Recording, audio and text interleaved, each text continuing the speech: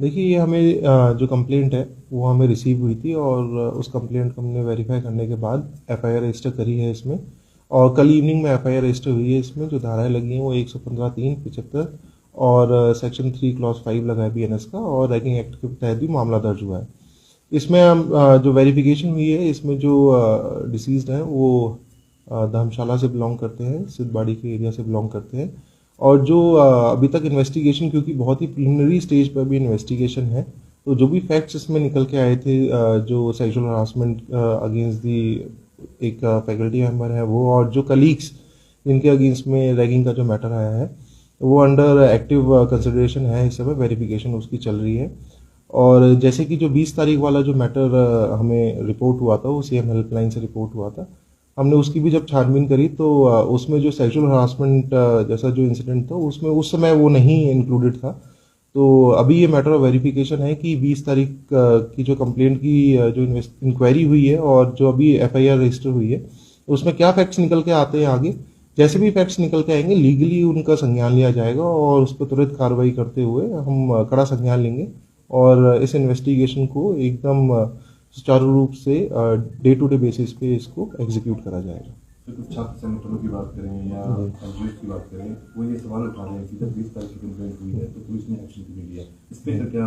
देखिए 20 तारीख की जो कंप्लेंट है, अगर आप उसका कंटेंट भी देखोगे तो वो जो कंप्लेंट थी वो स्ट्रेट अवे ये थी कि किसी ने उन बच्चों को परेशान करा जो उसके ही के कलीग्स थे।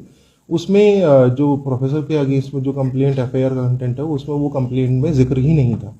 तो पुलिस जो संज्ञान लेने वाले जो अपराध हैं उसी पर संज्ञान कड़ा संज्ञान लेती है कॉग्निजेबल ऑफेंस में। तो इनिशियल स्टेजेस पे क्योंकि ये रैगिंग का मैटर है और इनके फैकल्टी से भी पूछताछ उसमें करेगी, ठीक है।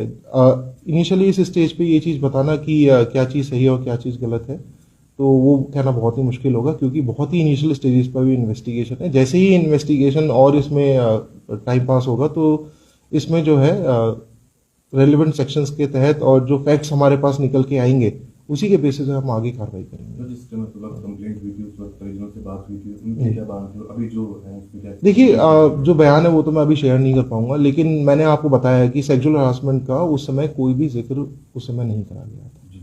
लेकिन हम इस चीज़ को अभी डिनाई नहीं कर रहे हैं, क्योंकि हमें फैक्ट्स को वेरीफाई करना है कि क्या इस तरीके की कोई भी एक्टिविटी हुई है या नहीं हुई है। तो हम उसको देखेंगे आगे, जैसे भी हमारे पास एविडेंसेस आएंगे हम उसी के बेसिस पे इन्वेस्टिगेशन करेंगे। लड़की 2 महीने से एडमिट थी, कौन से हॉस्पिटल में थी और कब से उसका इलाज चल रहा था और उसकी डेथ कौन से हॉस्पिटल में हुई और कब हुई है? देखिए जो हमारे पास इंटीमेशन आई है उसमें डिफरेंट हॉस्पिटल से इनका ट्रीटमेंट हुआ है, 7 हॉस्पिटल्स हैं। तो मैं उसका आपको रिटर्न में शेयर कर दूंगा इन्फॉर्मेशन। और मल्टीपल हॉस्पिटल्स में ट्रीटमेंट हुआ है तो हम ट्रीटमेंट समरी भी हॉस्पिटल से अभी टेकअप करेंगे और उसको भी इन्वेस्टिगेशन का पार्ट बनाएंगे कि व्हाट वर द रीजंस कि क्यों इस तरीके से जो है उनकी डेथ हुई, उसका भी हम कारण जो है वो इन्वेस्टिगेट कर रहे हैं। सर कहीं ना कहीं वीडियो में ये भी बताया जा रहा है कि लड़की दलित समुदाय से, ऐसा था? ऐसा क्या था मामला? ये मामला क्या है? देखिए ये जो एफआईआर है ये उनके फादर की कंप्लेंट पर रजिस्टर हुई है और एफआईआर में कहीं पे भी इस चीज़ का जिक्र नहीं है कि जो भी ऑफेंस या जिस तरीके से रैगिंग हुई है वो इसी कारणवश हुई होगी, बिकॉज दी पर्टिकुलर जो पर्सन है वो पर्टिकुलर कम्युनिटी से बिलोंग करते हैं। तो इस चीज़ के बारे में मेरा इस समय बोलना कुछ भी वाजिब नहीं है, क्योंकि इसमें एफआईआर में इसका कोई भी जिक्र नहीं है। और फिक्र हमेशा मेरे साथ रहता है। भूषण ज्वेलर्स, अनमोल रिश्तों के लिए।